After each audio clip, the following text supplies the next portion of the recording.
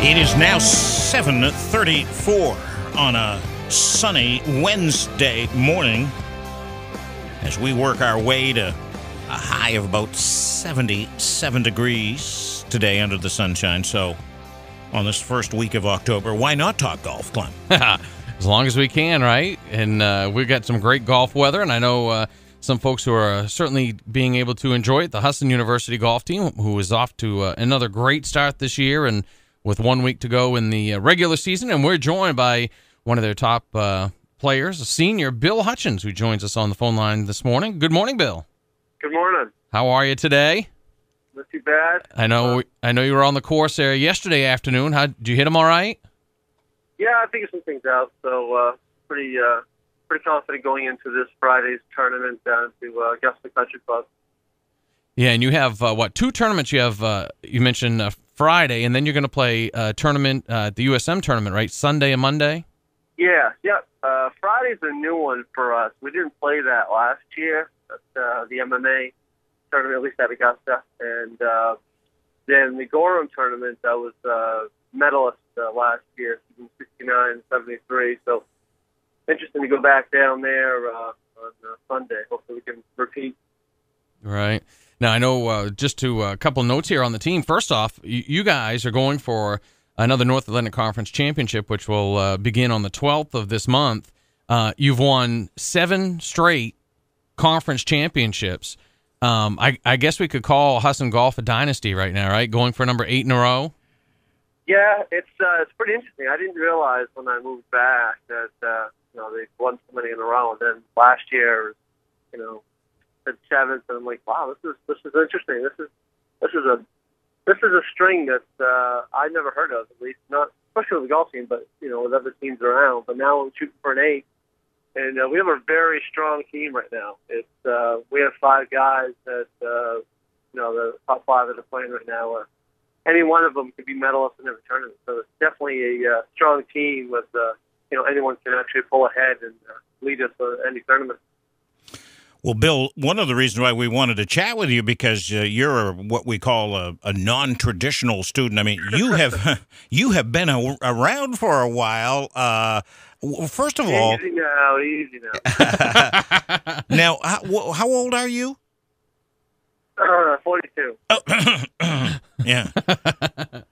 Yeah. I mean, it's a truly neat story. Tell the folks, just give us the history. You were with the golf team, and then you went off to work, and now you're back getting your master's. Just tell the folks about your story. Yeah, I'd say it's been actually gracious in the last couple of years that I've been able to come back. But back in 2001, 2002 year, I played under Coach McGregor, and back then was another strong team. Played with Joey Alvarez, Corey Pion, and a couple of other guys, Joe Finnemore and Shane Ross, and that was the unique situation I came in, and I was able to play 1 year underneath Coach McGregor. It was a lot of fun. It was way different than it is now in the sense that it was NAIA, and now we're NCAA. So we had I think a few more tournaments. We didn't travel as much as we do now, and last season was it was taking my surprise how much we travel. I was taken back and thinking I didn't think it was going to be this grueling, but it's a lot to get on the road and go and drive for 6-7 hours, and then wake up the next morning, play for 4 or 5 hours, and then do it again another day, and then come back the same night. But the first year in 2001, 2002 was fun, and then I graduated. I stayed around for a couple of years and figured I'd want to venture out and see what Boston was like, which was a great experience. Of course, the money was obviously another factor in there. So then unfortunate happenings with the company I was with, so I decided to move back, kind of regroup, see what was going on. I was having a child at the time, 2-year-old boy right now, so it was kind of a inner thinking, like, let's go back and regroup with the family and go from there, and decided that, I must go back for my master's, and instead of standing around or trying to find something, it's just better off to get more education. And then I remember talking to Ed Mio, Coach Ed Mio now, that, do I have any eligibility? And he looked into it, and they had 3 years of eligibility left. So I decided to, I know how to use a couple of them right now, So. Yeah. I mean, it's a neat story. So what is it like to play against all these young bucks? It's interesting because the first time I played back in 2001, 2002, was, a lot of them, who's this guy? That all my teammates are getting asked, who's this guy? Where'd you get him? And how old is he? And, and it was fun playing with, playing with kids that are 19, 20, 21 maybe, but, mostly half my age. And, 2/3 of my age the first time, and now half my age now. And they're pretty fun. It's interesting. They're quiet sometimes if they don't know me. There's when you play in one spot, when you're playing in any spot, and then the tournaments, and you're in the same spot every one, you meet the same kids on most of the school. So eventually, about after one or two or three tournaments into the season, you're all buddies with them, and it's kind of neat. I like it. It's fun. It's a great experience. But I don't know. Sometimes I wonder. I've heard some people say they just seem intimidated because for some reason an older person that comes in, and they just want to make sure they, play well. But it's fun. It's a great experience. What about your teammates at Husson as they come in as kids out of high school, and there you are as somebody who has been around and played a lot of golf? Do you find them gravitating towards you for advice, or do they shy away because they don't know what to expect? How does that all work? No, they don't ask for advice. No, you really can't anyways. But no, they see how I play. I'm one aspect of the game now that I realize, and I learned this from Joe Alvarez too. Was you learn as you play more and more and more. Manage the game and manage your game with the course. Play the course. Don't let the course play you. And and last season was a good evidence about that. Is that I'd always shoot for, my strength. My strength is 100 yards to 150 yards. So there's no sense to hit a driver and try to get under 100 yards because I know I'm not that good under 100 as I am at 100 or 105. So so it plays to my advantage just to sit there on a lot of the tees after getting 2 irons off, or maybe even 5 irons just to get something 200 yards, to get to the 150 yard marker or just under. And a lot of them are hitting drivers, and they're hitting the trees, they're hitting the rocks. So it actually stemmed through to the team now. I see it more. I don't know if they really realize it, but they always give me grief when we play at the Penobscot Valley Country Club. Why aren't you hitting driver? And some of the holes that are like 350 yards or 340 yards. Why? The course isn't designed for you to hit a driver that far because the greens aren't going to be that receptive. So the chances of you getting up and down from 50 yards are just as good as if I'm at 100 yards. So I see it now this year. They're a lot hitting 5 woods and irons off tees when they never used to. So it seems like they're I guess taking in and saying, yeah, you're right, shoot for your strengths as opposed to distance. The old experience type of thing that comes into play, and the old adage of drive for show and putt and short game for dough type of thing. Exactly. Yeah. Yeah, that's great. That's terrific. What does Coach? What does he have to say? I mean, he must be glad to have you and the experience and all that comes with what you bring to the team. It's got to be a godsend for him, right?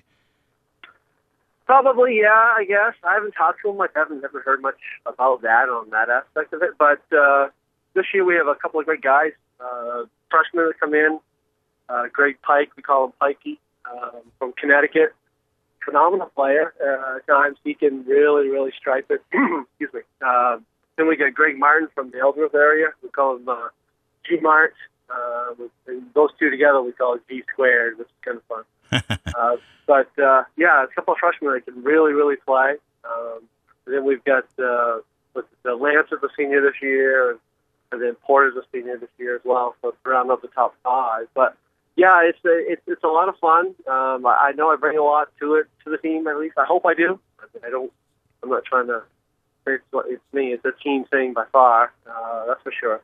But yeah, it's interesting. I think Ed's probably happy about it, or Coach Ed's happy about it. It seems like a lot of these guys can, get down on themselves, and it's a matter of keeping a positive attitude. So I hope I bring that to them and keep it small. You can't get too excited on the course. And that's one thing I'm trying to work on myself at times.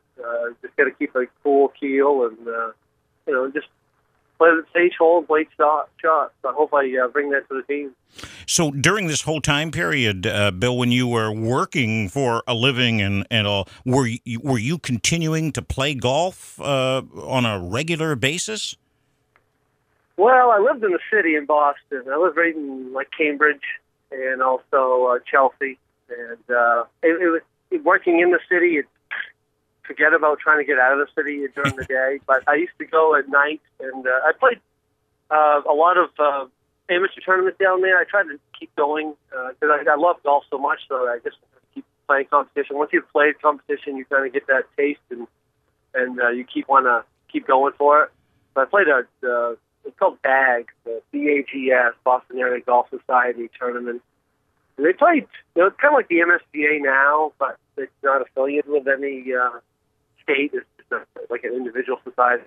And I used to play 2 or 3 times a week. And I used to go and play in that just to keep somewhat sharp, I guess. And so that was on the weekends and sometimes during the day when I would take a vacation day here and there. But at night, practicing was at Granite Links, excuse me, right there in Milton, I think it is, Quincy, Mass.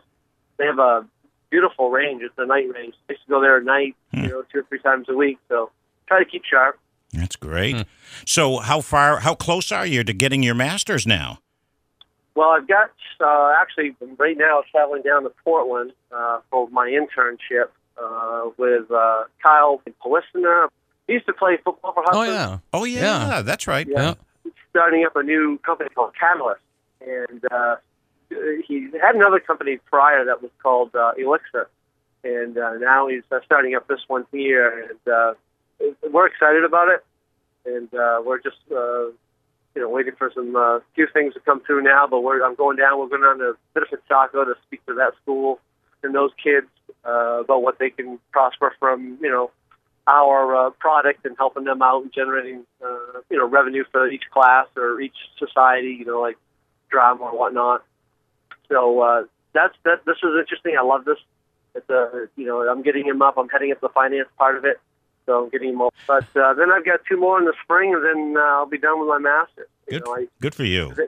There has been some, little scuttlebutt about, but they have 1 more year of eligibility. But I'm wondering, do I go get another master's degree just so I can play another year of golf? I don't know. Sounds like a pretty good trade-off to me. I don't